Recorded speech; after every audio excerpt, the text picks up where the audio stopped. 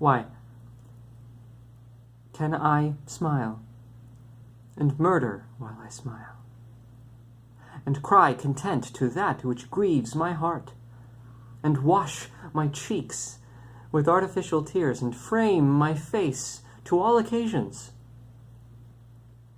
I'll drown more sailors than the mermaid shall. I'll slay more gazers than the basilisk. I'll play the orator as well as Nestor, deceive more slyly than Ulysses could, and like a Sinon, take another Troy. I can add colors to the chameleon, change shape with Proteus for advantages, and set the murderous Machiavel to school. Can I do this, and cannot get a crown? Tut. Word farther off, I'll pluck it down.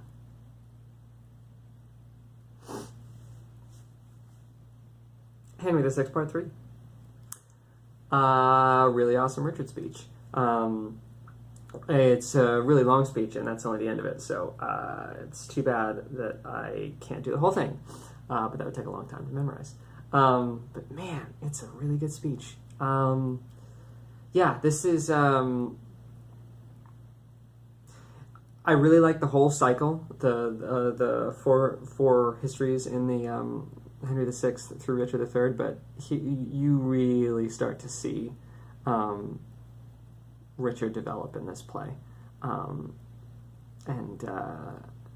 yeah, and I feel like, you know, the histories are not that well known in the Shakespeare canon, and even if you do know Richard the character, you know him from Richard III the play and his Now is the Winter of Our Discontent speech, which is a great speech, but man, he's got some good ones in this play too. What I like so much about this speech is that you really see how incredible a motivator being ostracized is. You learn to pretend to be happy and fit in, or whatever, when you're on the outside. He's a chameleon by necessity, because he's deformed and never looked at as the popular or the appealing. So you have to adapt to that, right? And so it's very interesting, and I feel like that's something that a lot of people can relate to in terms of motivation.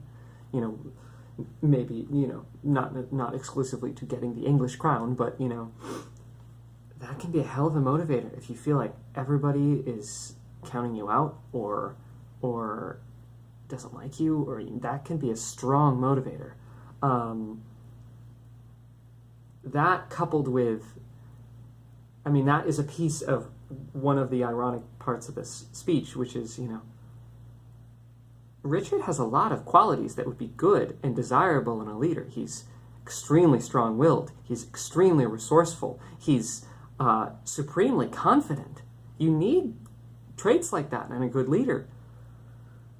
But what I think Richard the character highlights really well in Shakespeare's, you know, like, ambitious characters is the tragedy of, and it's actually from Plato, from the Republic, the tragedy of, you know, the people, like, becoming a ruler is not about wanting to be a just ruler. It's about wanting to be the ruler and going and getting that, you know. And unfortunately, that was true in the time of Plato's Republic. That was true at the time that Shakespeare wrote this play, and it's true today, right? You don't become a politician because you want to help the world. You become a politician because you are going to become a politician. That is your goal. Get into office and stay there, not save the world. And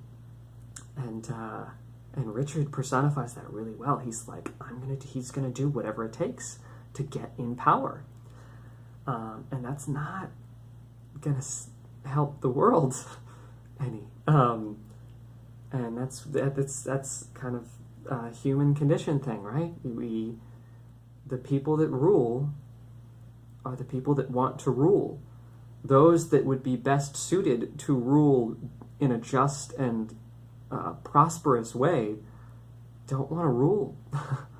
And that's really sad. But yeah, so that was Henry VI Part 3, Act 3, Scene 2. Really, really, really great. I encourage you to look up there. There's a few clips of it on the, they cut it to pieces in the BBC Hollow Crown. They kept a lot of good bits because it's a very good speech, but it was disappointing to see a lot of it cut for time. It's a long play. But yeah, so that is Henry VI Part 3. For the next few weeks, I'm going to take a bit of a detour from Shakespeare. I just started working this past week on the next play that I'm going to be in, called Translations by Brian Friel. Fantastic Irish playwright. And so I thought I'd work on a few Irish poems over the next few weeks. So it's funny, I've done a little bit of, I looked up a few different poets, and I feel like the obvious one in the Irish poetry sphere is William Butler Yeats. And so I started looking up some of the poems, and I really like what I found. So I'm excited to expand my expand it to other poets. I've really pretty much been focusing on Shakespeare, and I really don't know that much other poetry.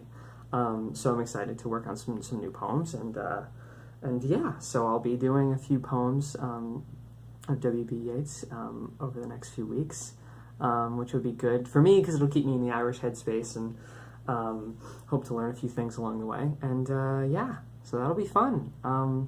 So yeah, thank you for watching.